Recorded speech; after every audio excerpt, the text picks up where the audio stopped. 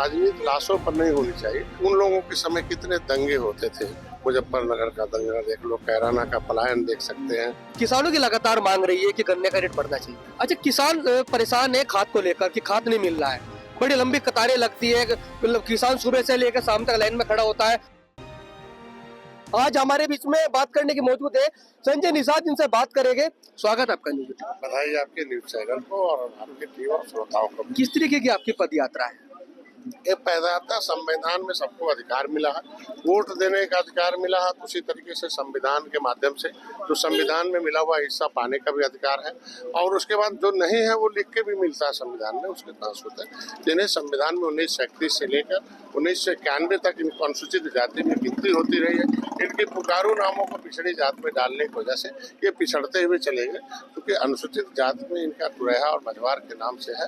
तो जिस तरीके से उत्तराखंड में जो है शिल्पकार जाति नहीं जातियों का समूह है, उसी तरीके से यहाँ भी तुरैहा और मझवार एक जाति नहीं जातियों का समूह एक शासनादेश जारी हो जाए। क्योंकि आरजीआई ने माननीय मुख्यमंत्री जी के पत्र पर उन्होंने स्पष्ट किया है कि नहीं, केवट मल्ला मझवार अनुसूचित जाति का हकदार, मेरे यहाँ गिनती होती रही है। तो जब गिनती होती रही तो जिसको संविधान में सुरक्षा मिला हुआ है तो उसको राज्य सरकार छीन नहीं सकती। और राज्य में राज्यपाल ने भी उसे ओबीसी की लिस्ट से 31 दिसंबर 2016 को निकाल रखा। जब ये ओबीसी से निकले हुए हैं तो अब इनकी गिनती अनुसूचित में होनी चाहिए, ये जागरूकता अपनाए।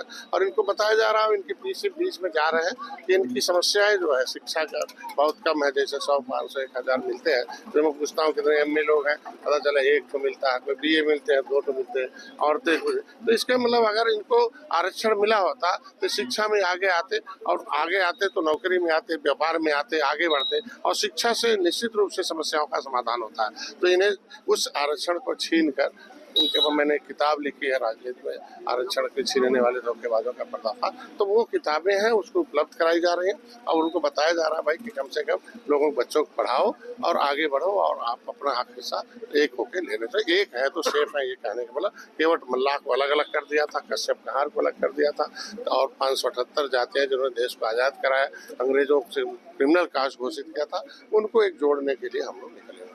अच्छा, संभल जिले में बवाल हो रहा है, मस्जिद की सर्वे को लेकर बवाल हुआ, आगजनी भी हुई, पथराव भी हुआ, किस तरीके से देखते हैं? देखो, न्यायालय के आदेशों का अनुपालन करना सरकार प्रशासन की जिम्मेदारी बनती है। लोगों को उसमें सहयोग करना चाहिए, जो भी कोई हो तो न्यायालय में जाके करना चाहिए और बातें करनी चाहिए।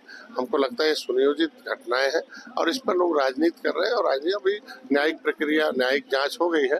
अब दूध का दूध पानी का पानी अपने आप पता चल जाएगा तो उसमें दोषी कौन है और दोषियों के खिलाफ कार्रवाई भी। कौन लोग हैं जो ये प्रायोजित? अब तो समय आएगा, जांच शुरू हो गई है और जांच में उसमें जो पकड़े पता चलेगा, और जो उसमें रहेंगे निश्चित रूप से दोषी पाए जाएंगे। ऐसे बिना जांच के आधार पर कुछ कहना ठीक नहीं। अच्छा, समाजवादी पार्टी और कांग्रेस लगातार संभल जाने की तैयारी है, रास्ते में पुलिस उनको रोक रही है, क्यों रोक रही है, क्या है?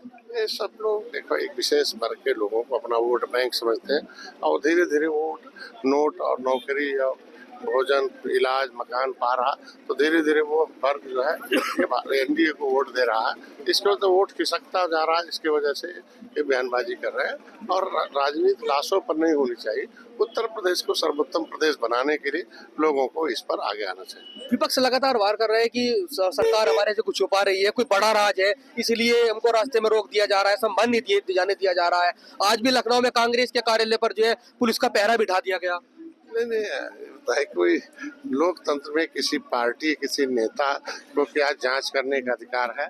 अधिकार भाई संविधान में मिला हुआ, जिसको वो न्यायिक जांच हो रही है, इंतजार कर, न्यायिक जांच इंतजार कर, लगता है उसमें कुछ हो तब उसमें करना चाहिए। इस पर राजनीति नहीं होनी चाहिए। लोग राजनीति का अड्डा बना रहे हैं। अखिलेश यादव कह रहे हैं कि मैं संभल जाऊंगा, मुझको जाने नहीं दिया जा रहा है, थोड़ा कुछ मामला जो है गड़बड़ झाला सा।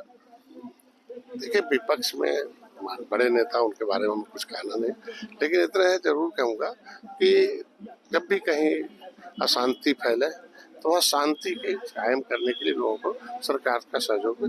उन लोगों के समय कितने दंगे होते थे, मुजफ्फरनगर का दंगा देख लो, कैराना का पलायन देख सकते हैं, मथुरा देख सकते हैं, उनके समय क्या होता था। अभी तो कम हो गया। तो मैं कहता हूँ उनको आज के दिन में लोगों को इस पर राजनीति नहीं करनी चाहिए। किसानों की लगातार मांग रही है कि गन्ने का रेट बढ़ना चाहिए। हमारी सरकार किसानों के साथ, नौजवानों के साथ, हर जाति, हर धर्म, हर वर्ग के साथ खड़ी है और समय समय पर उस पर कमेटियां गठित होती हैं, उसके अनुसार रेट बढ़ते हैं और जब समय आएगा हमको लगता है कि उनकी मांगों पर सरकार विचार करेगी। अच्छा, किसान परेशान है खाद को लेकर कि खाद नहीं मिल रहा है, बड़ी लंबी कतारें लगती है, मतलब किसान सुबह से लेकर शाम तक लाइन में खड़ा होता है और फिर वो मायूस होकर घर चला जाता है। लगता है कि उसकी व्यवस्था धीरे धीरे हो रही है और पहले से तमाम जो समितियां थी वो इतना निष्क्रिय थी, उदासीन थी, उसमें इतना गड़बड़ झाला था कि अब नए ढंग से चुनाव हुआ है तो समितियों के माध्यम से लोगों को देना आवश्यक है। तो हमको लगता है कि किसानों के अनुसार मांग पर हमारी जल्दी से उसकी व्यवस्था हो। अच्छा, आप ही की सरकार के एक मंत्री जी का एक वीडियो सोशल मीडिया पर वायरल हुआ कि किसानों ने पूछा कि गन्ने का रेट क्यों नहीं बढ़ रहा है, तो उनका बड़े एक तीखे अंदाज में था, पब्लिक से नाराजगी थी कि हर साल थोड़ी सरकार गन्ना का रेट बढ़ाएगी, तो कहाँ बढ़ा गन्ने का रेट? अब किसी भी नेता और मंत्री का जो बयान है वो निजी बयान है, किन परिस्थितियों में उन्होंने बयान दिया है वो उसके बारे में वही कह सकते हैं, लेकिन इतना कह सकते हैं कि हमारी जो देश है ये किसानों का है, ये नौजवानों का है, हर गरीबों का है, हर वर्ग का, हर धर्म के लोगों का है और हमारी सरकार उनके साथ खड़ी है और किसी की बयानबाजी। किसानों को बड़ी उम्मीद थी यूपी सरकार से या भारत सरकार से, इस बयान से तो किसान बड़ा मायूस हुआ, बड़ी नाराजगी है किसानों की। देखिए, कोई नेता और कोई व्यक्ति कोई आर्डर पास नहीं करता है, ना तो कुछ उनको देता है, कानून से लोगों को मिलता है, कानून से समस्याओं का समाधान होता है। तो सरकार का कोई बयान आए, मुख्यमंत्री का कोई बयान आए, प्रधानमंत्री का बयान आए, तब जनता उस पर मायूस होती है, किसी व्यक्ति के बयान पर कुछ नहीं होता। तो हमारे साथ में मौजूद थे निषाद पार्टी के राष्ट्रीय अध्यक्ष संजय निषाद। इन्होंने संभल में हुए बवाल को लेकर एक बहुत बड़ा बयान दिया, जिससे विपक्ष अपनी राजनीति की रोटी सेकने के लिए कर रहा था। गौरव चौटाला, न्यूज़ 18, मुजफ्फरनगर।